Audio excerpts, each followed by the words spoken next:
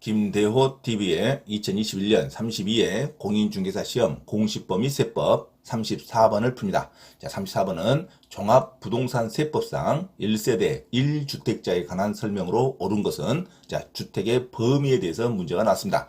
종합부동산세는 누진세로서 국세이죠.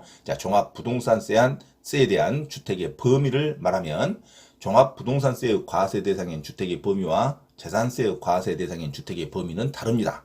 일단 납세 의무자는 재산세 과세 대상인 주택의 공시가격을 합산한 금액이 6억 원을 초과하는 자가 일반 다소유 주택에 대한 종합부동산세 대상이 됩니다. 재산세 과세 대상인 주택의 공시가격을 합산한 금액이 6억 원을 초과하는 자. 그러나 시험은 1세대 1주택자에 대해서 자주 나옵니다. 1세대 1주택자도 종합부동산세 대상이 될 수 있습니다. 고액주택을 가지고 있을 때. 그래서 1세대 1주택자는 주택의 공시가격을 합산한 금액이 11억 원을 초과해야 됩니다. 6억 원을 기본을 공제해주고 별도로 5억 원을 추가로 공제해줍니다. 예전에는 3억 원을 공제했지만 지금은 범위가 더 넓어져서 5억 원까지 공제를 해줍니다. 좀 완화시켜준다는 개념이죠. 그래서 1세대 1주택자는 주택의 공시가격을 합산한 금액이 11억 원을 초과해야 종합부동산세 대상이 된다는 거 놓치면 안 됩니다. 6억 원을 기본으로 공제해주고 추가로 얼마를 공제해준다? 5억 원을 공제해 주는 겁니다. 5억 원, 3억 원이 아니고 더 범위가 넓어졌습니다. 5억 원이 추가로 공제가 된다는 거 놓치면 안 됩니다.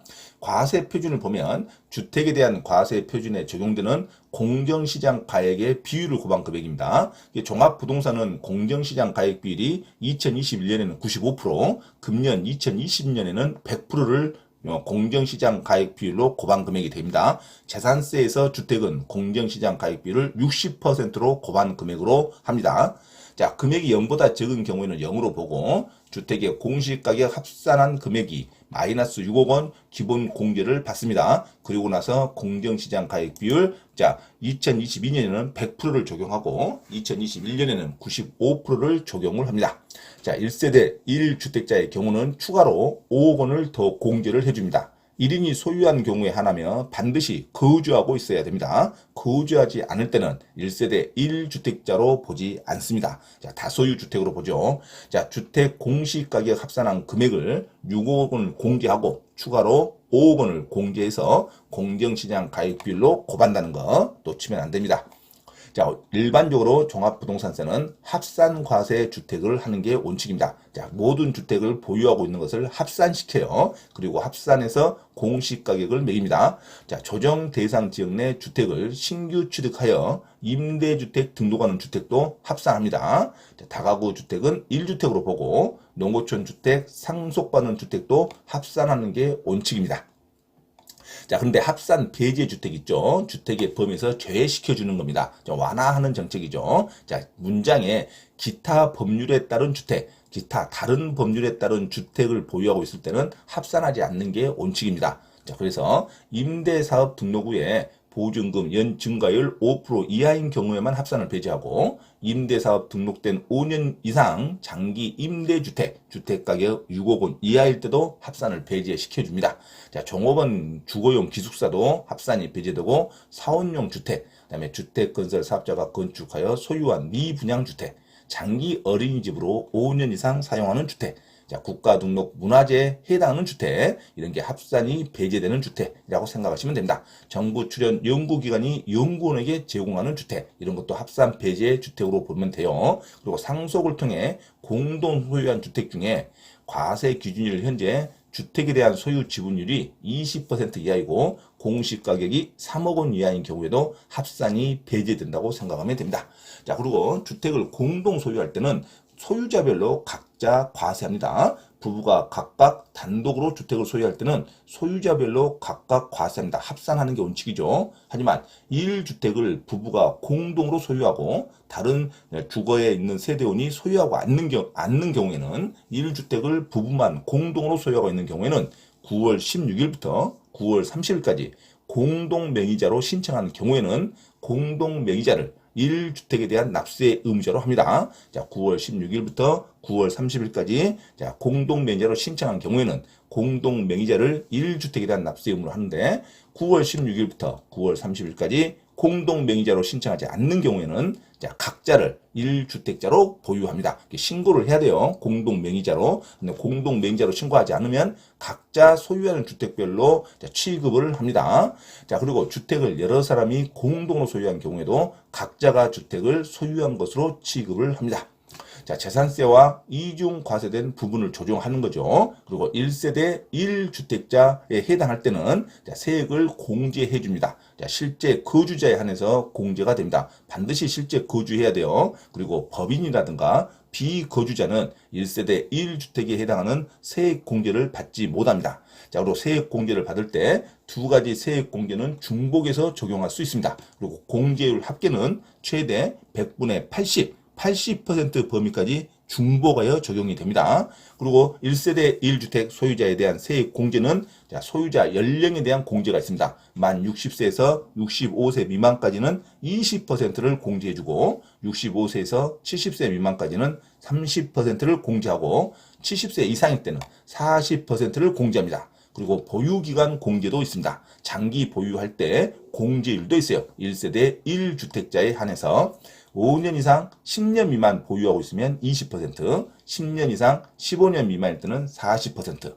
15년 이상에는 50%를 공제합니다. 자, 그래서 보유기간 20, 40, 50%, 소유자 연령은 60세부터 20, 30, 40%, 자, 최대 공제율을 몇 %까지 공제한다? 80%까지 중복해서 공제할 수 있습니다. 이게 1세대 1주택자에 해당하는 세액 공제가 됐습니다. 최대 80% 범위까지 중복하여 공제한다는 거 놓치면 안 됩니다. 자, 이런 문제를 기본으로 하고 자, 문제에 들어갑니다. 자, 34번 종합부동산세법상 1세대 1주택자에 관한 설명으로 옳은 것 1번 과세 기준일 현재 세대원 1인과 그 배우자만이 공동으로 1주택을 소유하고 해당 세대원 및 다른 세대원이 다른 주택을 소유하지 아니한 경우 이러니까 부부가 그냥 공동명의로 한 주택만 소유하고 있다고 생각하시면 됩니다. 이럴 때는 공동명의자로 신청을 해야 됩니다. 9월 16일부터 9월 30일까지 나는 부부 명의로 한 주택을 소유하고 있다고 세무서에다가 신고를 해야 됩니다. 신고하지 않으면 부부들이 각자 소유하고 있는 각자 두 주택을 소유하고 있는 것으로 봅니다. 자, 금액은 안분을 하겠죠. 자, 공시가격을 안분을 합니다. 하지만 두 채를 소유하고 있는 것으로 합니다. 신청하지 않으면 자, 신청을 반드시 해야 공동명의 1주택자를 해당 주택 1주택에 대한 납세 의무자로 합니다. 자, 반드시 신청을 해야 공동명의 1주택자를 해당 1주택에 대한 납세 의무자로 하지 신청하지 않으면 각자 소유자로 인정이 됩니다. 각자 소유자로 두 주택을 소유한 것으로 봅니다. 자, 그래서 부부 명의로 공동주택을 소유할 때는 반드시 신청을 해야 한다는 거. 그래야 공동명의 1주택자로 본다는 거 기억하시기 바랍니다. 신청하지 않으면 공동명의로 보지 않습니다. 각자 소유자별로 봅니다. 자, 2번 합산 배제에 신고한 문화재보호법에 따른 국가 등록 문화재에 해당하는 주택은 1세대가 소유한 주택 수에서 제외된다. 이게 정답이죠. 합산 배제를 신고해야 됩니다. 문화재보호법에 따른 국가 등록 문화재에 해당하는 주택을 별도로 갖고 있다고 신고를 해야 1세대가 소유한 주택 수에서 제외가 됩니다. 자, 그래서 2번이 정답입니다. 어떤 법에 따른 주택은 자, 종합부동산세에서 제외가 된다고 하시면 됩니다. 자, 문화재보호법에 따른 국가 등록 문화재에 해당하는 주택은 1세대에서 주택수에서 제외된다. 이게 정답이죠. 자, 3번 1세대가 일반 주택과 합산 배제에 신고한 임대주택을 각각 한 채씩 소유한 경우 신고를 해야 임대주택도 합산이 배제가 됩니다. 신고하지 않으면 임대로 내놓는 주택도 소유한 것으로 갑니다. 그래서 1세대가 일반 주택과 합산 배제에 신고한 임대주택을 각각 한 채씩 소유한 경우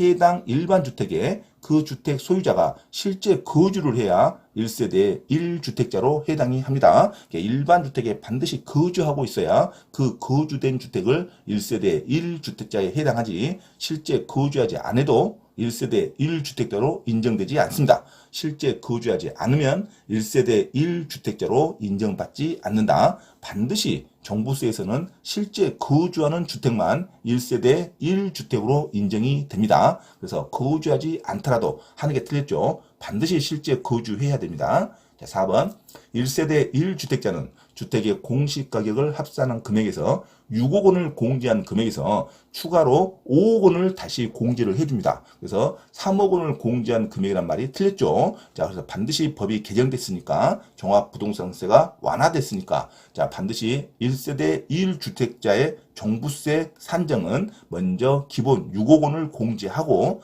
추가로 5억 원을 다시 공제한다고 기억하시기 바랍니다. 자, 3억 원이 아니에요. 그래서 1세대 1주택자는 주택의 공시가격을 합산한 금액에서 6억 원을 공제한 금액에서 다시 3억 원을 공제한 금액이 아니라 5억 원을 공제한 금액에 공정시장 가액 비율을 고반 금액을 과세 표준으로 한다. 이렇게 나와있죠. 4번도 틀렸습니다. 자, 다시 1세대 1주택은 자, 기본 6억 원을 공제하고 추가로 3억 원이 아니라 5억 원을 공제한다는 거 기억하시기 바랍니다. 5억 원을 공제한 금액에 공정시장 가액 비율을 곱해야겠죠. 그런 금액을 과세 표준으로 합니다. 자, 3억 원이 아닙니다. 5억 원을 공제한다고 외우셔야 되죠. 아주 중요한 지문이죠. 자, 5번 1세대 1주택자에 대하여는 주택분 종합부동산세 산출세액에서 소유자 연령과 주택 보유기간에 따른 공제율을 합계 100분의 70 범위에서 중복하여 공제하는 게 아니라 100분의 80%까지 중복해서 공제를 해줍니다. 이것도 완화가 돼 있죠. 그래서 70%까지 중복해서 공제하는 게 아니라 더 많이 공제를 해줍니다. 100분의 80% 범위까지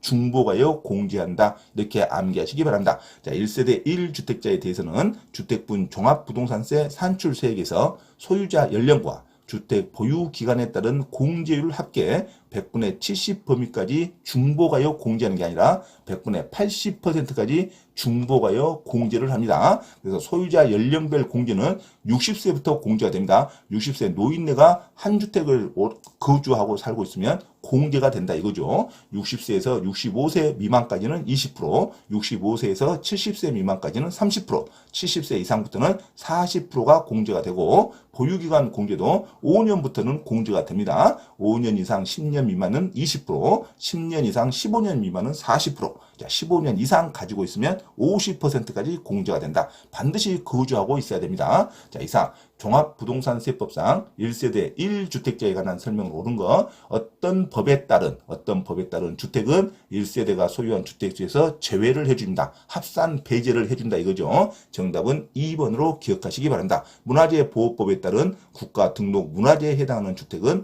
1세대가 소유한 주택수에서 제외된다. 이렇게 하시면 되겠죠. 그리고 부부가 공동으로 소유한 주택은 반드시 공동명의로 신청을 해야 받아주지 신청하지 않으면 각자 소유자별로 보유한 것으로 인정이 됩니다. 반드시 신청해야 되죠. 그리고 1세대 1주택으로 인정받으려면 실제 반드시 거주하고 있어야 됩니다. 실제 거주하지 않으면 1세대 1주택자로 해당받지 못합니다. 반드시 실제 거주하고 있어야 돼요. 그리고 1세대 1주택자도 종부세 대상이 되려면 먼저 기본 공제, 주택에 있어서 6억 원을 공제한 금액에 추가로 5억 원을 다시 공제해 줍니다. 3억 원이 공제한 게 아니라 5억 원을 다시 공제한 금액에 공정시장 가액비를 고반 금액을 과세 표준으로 합니다. 그리고 1세대 1주택자에 대해서 세 공제가 있는데 소유자 연령 공제와 보유 기간에 따른 공제율이 있는데 이 두 가지를 중복하여 공제하는데 100분의 80 범위까지 공제를 합니다.